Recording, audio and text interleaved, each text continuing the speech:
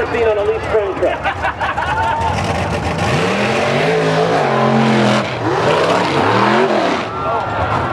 He's just playing. Don't worry about it.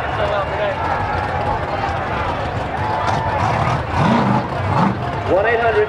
Call it.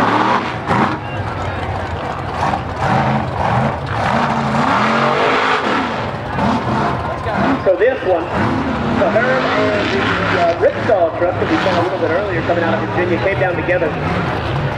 I said, man, y'all made a long trip. They said, this is the place to be. This is a huge event. A lot of things going on and a lot of eyeballs on us. So we want to come down here and make an impact.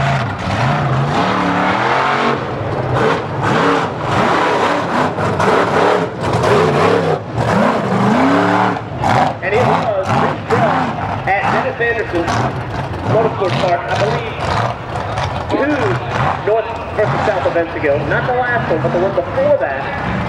That I don't want to exaggerate when I say that his truck had to be 70 GPM. Maybe 20.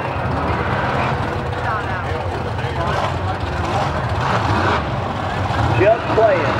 All right, now he's got a feel for it, though, so that's fine. 67.2.